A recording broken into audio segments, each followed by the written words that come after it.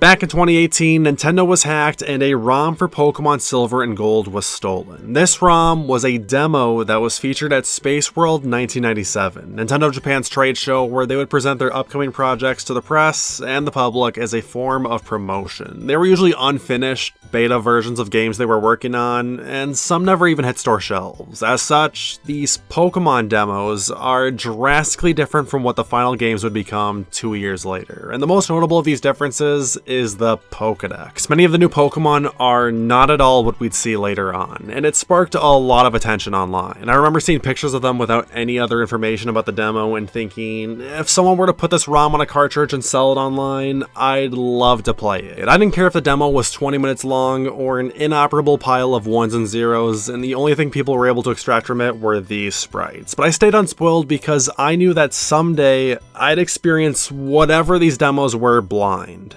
And 5 years later, I opened up eBay, they recommended this on the front page, and I've never clicked buy it now quicker in my life. So here is the Spaceworld 97 demo of Pokemon Silver. Or so I thought, because during my 5 years of complete ignorance, an independent team was working behind the scenes to finish the demo. And they didn't just finish it, they upgraded it, altered it, created balance patches. Dude, this is a whole freaking game. This is Pokemon Silver 97 Reforged. And what makes it such a fascinating piece of media is that I don't know where the demo ends and Reforged begins. Allegedly at the time of Spaceworld 97, Silver and Gold were 80% complete.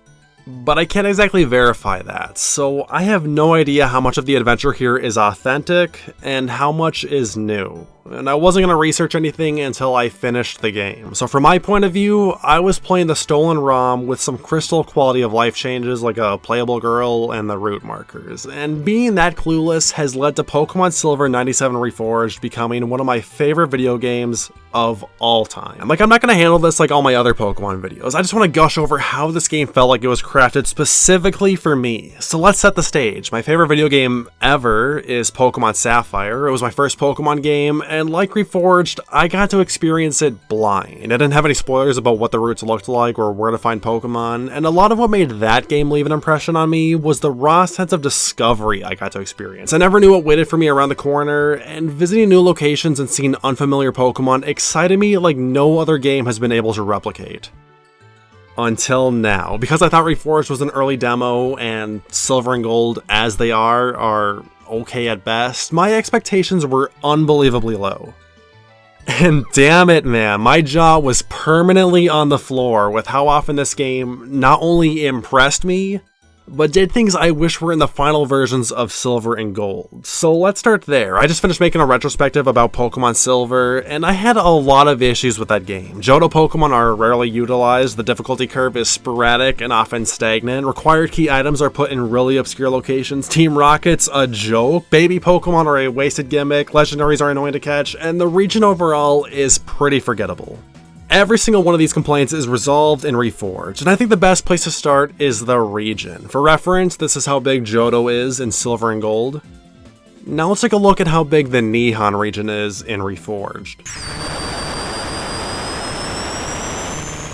Oh baby, so Reforged isn't actually that much larger, but Nihon is a replica of Japan, and the reason I made this comparison is because this city is the Kanto region, and the crunch is real. I imagine this is what it's like walking around the Beijing World Park, just getting the highlights of Kanto from one step to the next. It's a really surreal experience, and I can actually confirm this version of Kanto was largely designed by the Reforged team and not Game Freak, because the Kanto map in the demo looks like this, which definitely seems to be a work in progress. It's kind of funny how Kanto transformed from a footnote city to the lengthy post-game it becomes. Anyways, Nihon is a remarkable region in terms of biome diversity. Silver and Gold rarely strayed away from generic grasslands, so when I left the Goldenrod City equivalent and saw a whole-ass desert, I had to pause for a second to take in the scenery. They even made a town in this environment. I love that. And if you keep traveling west, there's a beach with palm trees and a volcano, and you can go inside the volcano. There's snow routes. I know we see these things in later generations regularly, but to expect nothing and receive all this variety, it immersed me into the world and made me eager to explore everything it has to offer. This is how it felt the first time I played Sapphire, and what pushed that feeling from start to end was the right hiding. Now, I'm not going to tell you the story is dynamic or anything, but compared to Silver and Gold, holy shit. So from the get-go, Professor Oak is the primary professor, and Elm is nowhere to be seen. And Blue has now become his assistant, as opposed to replacing Giovanni in Viridian City's gym. The intro overall follows many of the same beats as Red and Blue, surprisingly enough, including the rival. Instead of being a snooty poser with teenage angst, Silver is just a kid, your neighbor, a good-intentioned, polite young lad with a skeleton of the rival he'd become in Silver and Gold. Like, a lot of his dialogue is about raising powerful Pokemon and realizing he needs to treat them with respect, but it's so underplayed. It felt odd. Whenever he appears, he's always wholesome McWholesome, a genuinely sweet boy. Why did Game Freak make him evil? Beyond that, the star of this game's writing is how Team Rocket is handled, and they appear significantly more than in Silver and Gold, and that's because Giovanni's back, and he's looking for world domination.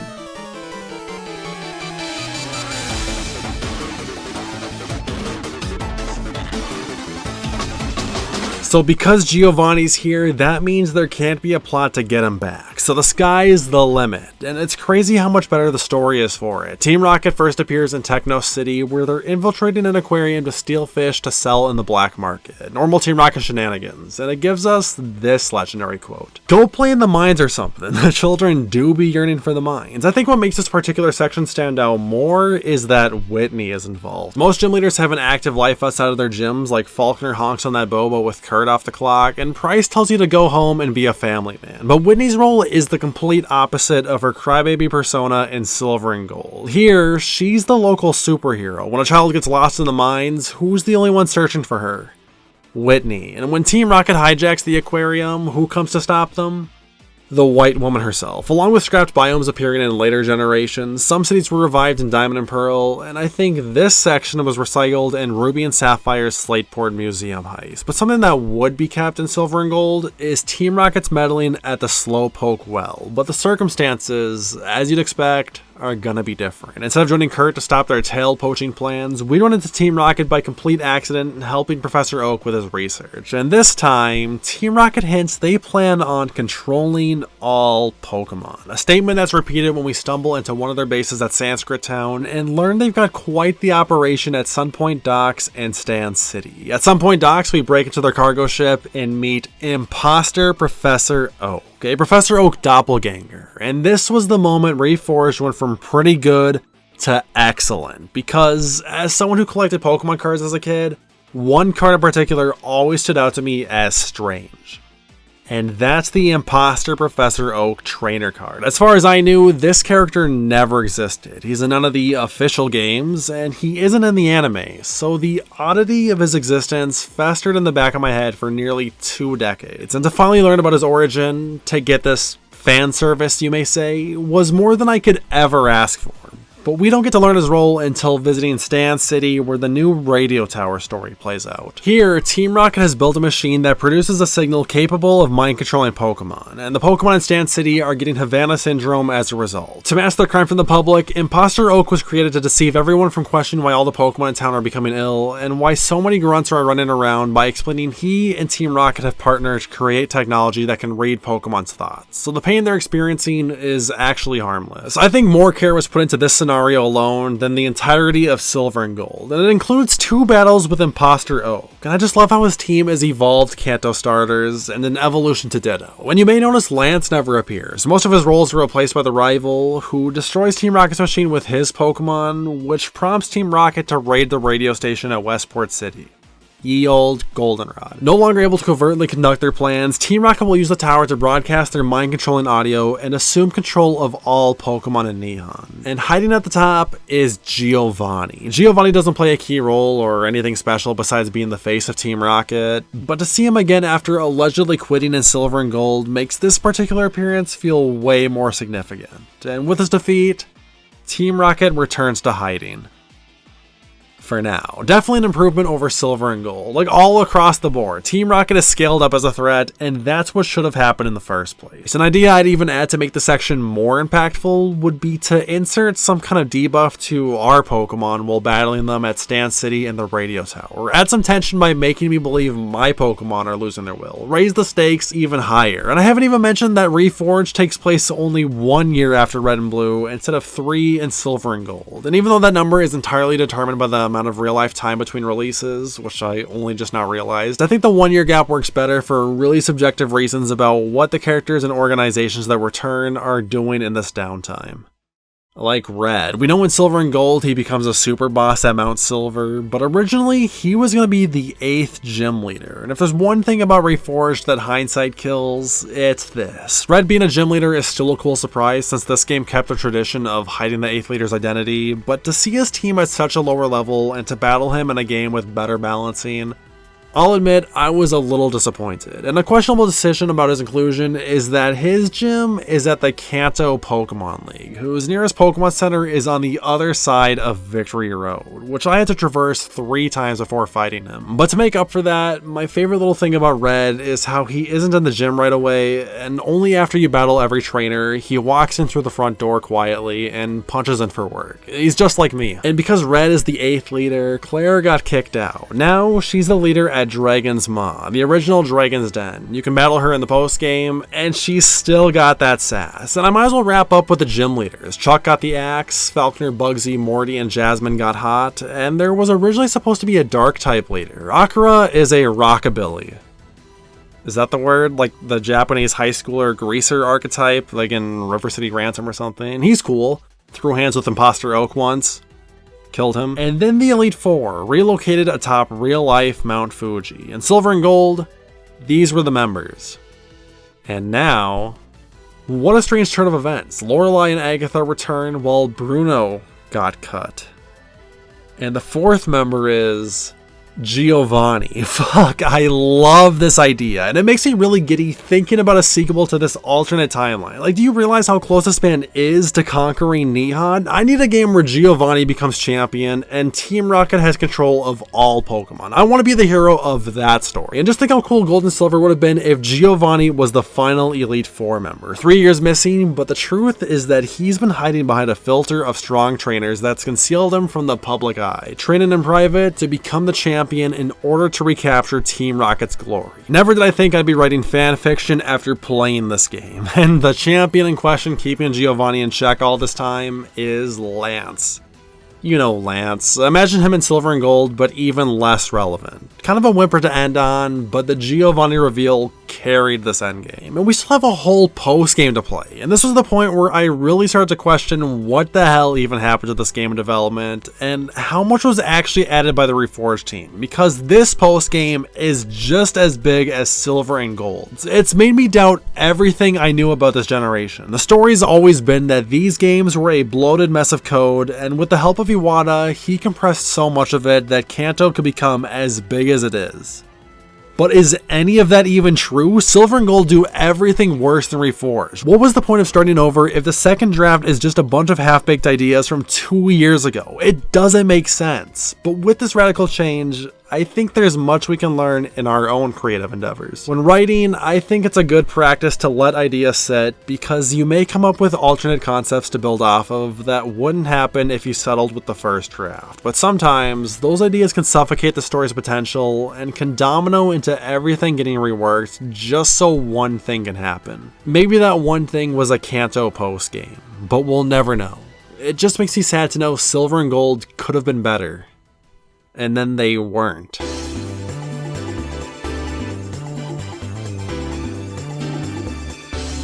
So in the post-game, we get to explore the Southwest Islands, which doesn't exactly have a main quest. Fix the SS Aqua, which is an excuse to traverse the archipelago, and it too found ways to impress me, like the Kanto starters are all given away early on. One thing Reforged excels at is making Pokemon accessible. Like at Ryukyu City, someone made their own unofficial grass gym, and the leader gave me a Chikorita egg as a badge. Actually, their specialty and reward depends on what starter you chose, which is pretty neat. Don't know how to get at the last starter though, and Team Rocket makes one final appearance in Castle Mountain, another biome I never expected to see. And they aren't committing any crimes, just hiding and waiting for Giovanni's next orders, again hyping me up for an imaginary sequel. And this location is notable for having folklore of a green dragon living inside, which turns out to be a shiny Dragonite. By the time I got this far, I didn't think the shiny tutorial was going to happen anymore, so this caught me off guard. But easily the best surprise of them all is the inclusion of the Southern Islands. If you don't know what these are, I wouldn't blame you. But like Imposter Oak, I practically pissed myself in excitement seeing those two words. So I have this Pokemon card value guide from 1999 that I always flipped through as a kid, and some of the cards it lists were only printed in Japan. One of those collections being the Southern Islands. So I'm pretty familiar with the cards, and it looks like they were meant to tie in with these games. An NPC even mentions them. I actually found a pack at a flea market a couple years ago, and that's right, Mew is on one of them. So it was a blast getting to visit these islands and running into Mew. That's the tropical island. And if we head over to the Rainbow Island, we'll find Blue, who comments on the decaying state of the jungle, theorizing the absence of Lugia and Ho-Oh may be responsible for its status. And that kicks off my search for every legendary Pokemon. For some reason, they'll only spawn after talking to this captain in Alloy City, but not when the game tells you to. This puts Lugia, Ho-Oh, and the legendary dogs on the map, and I am pleased to say Lugia doesn't have Recover, and the dogs have dedicated caves, don't know Roar, and can't run away. And I want to highlight Suicune's cave, because I never would have figured out the entrance is this fountain I can waterfall inside, and the dungeon is filled with warping whirlpools and the currents that would officially appear in Ruby and Sapphire, so I really enjoyed this place. Once you get Lugia and Ho-Oh, talking to this kid at Nanjo Forest unlocks the opportunity to catch Articuno, Zapdos, and Moltres. And if that wasn't enough, Mewtwo can be found after fixing the SS Aqua. Celebi didn't exist yet, so every legendary is here. And if we bring Lugia and Ho-Oh to Rainbow Island, this happens.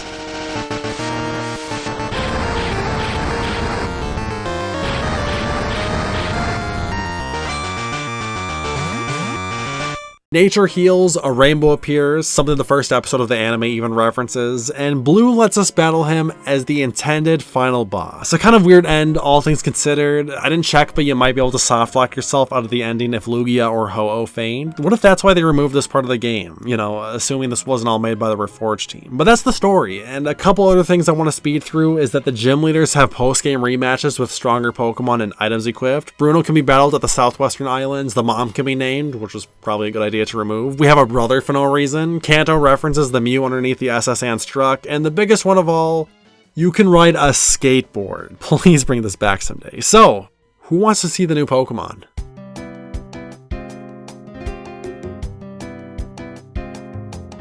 Reforged introduces 102 Pokemon, and there's surprisingly a lot of creatures that were removed during development or got completely new designs. And of the starters, Chikorita is the only familiar face. And while it still evolves into Meganium, Bayleaf.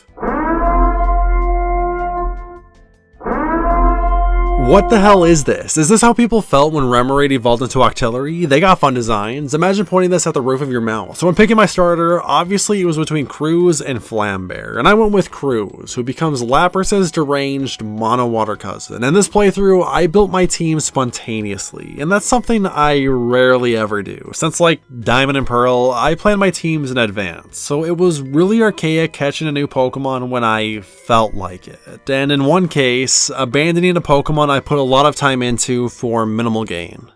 I used a Hoppip, but they got cute new cat designs, so I was thinking maybe they'd function differently. They don't, but Reforged made adjustments to every Pokemon, like allowing Jumpluff to fly, which is an illegal maneuver. I kinda double dipped on the not new Pokemon thing and used Porygon too, for obvious reasons, but this game made them extremely accessible. Reforged has the best casino ever because prices are affordable and the inventory is great. If you want a Porygon, you can just buy one, and if you need an evolution stone, everything is available. And thankfully, Reforged patched out the trade requirement for evolution, so I couldn't help myself. But now let's discuss the elephant in the room. Reforged has 18 babies, which is 10 more than Silver and Gold. In my Silver retrospective, I said baby Pokemon suck because they're weak pre-evolutions to Pokemon you already need to own to acquire. And when I saw the Pokedex leak, yeah, 18 babies, what the fuck. But now that I've played Reforged, this game convinced me the babies could have been a good idea. Here, they can be found in the wild at the beginning of the game, and the reason this works now is because, let's take a Pokemon like Ponyta, Tangela, or Doduo for example. Their stats are too high to put in Routes 3 or 4, they're too strong. But with the pre-evolution available, now you can use them sooner. So I tried out the baby Vulpix in this playthrough, and it was really close to being okay. If Tri-Tails didn't need friendship to evolve, I'd have nothing to complain about. But its stats are so god-awful, it loses happiness from battling. And also, I can find a Vulpix quicker than it took to evolve it. Like, just let the babies evolve at 14 or something. We were right there. And like the Jumpluff Fly situation, Ninetales can learn Flamethrower this game, which saved my stupid ass. The next Pokemon on my team was the only one I knew I was using ever since the Pokedex leak, and that's Turban. So I love Slowbro, but 80% of that is because the Shelter evolution on its tail is really cool. Back when I was a kid, I was theory crafting ways to remove the Shelter because I wanted to use one that much, and in this playthrough, the moment I fought a trainer with a Turban, I booted up the Pokedex and checked its location so I could get one now, and 43 hours later, Turban sucks. They gave my son the worst moveset ever. What am I doing with Clamp and Acid? Why does it learn Dig at 37? He ain't built for this nonsense. The last Pokemon I used was Warwolf, a fast, strong ice type with a Shy Guy aesthetic. Pretty solid choice. This was definitely an interesting team. Reforged did a great job with level balancing, so I was never able to steamroll any trainers, and it quickly made me realize none of my Pokemon have any defensive synergy. I don't have an electric resist. Whenever I fought Rhytora, my team disappeared. Same with Koga's Muk, and what also made Reforged more difficult in a good way is that many trainers have the nads to switch their own Pokemon mid-battle, which the official games rarely integrate, so it was a very welcome surprise. To highlight some other Pokemon, it's crazy to see a handful of Kanto evolutions in later generations having origins here, like Leafeon, Tangrowth, Licky, Mime Jr., and Sirfetch'd. Overquill and Sharpedo can technically join the club, and I wouldn't be shocked to see more of these ideas return. Umbreon was originally meant to be a poison type, dark types were weak to normal at this phase, Scizor was bug flying, and the metal coat was originally designed for Ditto to evolve, which finally explains why they always hold metal powder. Giraffrig's name made sense at one point, and this was its pre-evolution. The longer I look at the list of new Pokemon, I realize that there aren't very many actually left behind, and that can be said for the entirety of Reforged. While the Nihon region was abandoned in development, it clearly lives on in every generation to follow. The game was ahead of its time in more ways than one, and to get a glimpse of what could have been was a truly enlightening experience. I got way more than I bargained for buying what I thought was an hour-long demo. Reforged may have done irreparable damage to my opinions on Silver and Gold, but in exchange,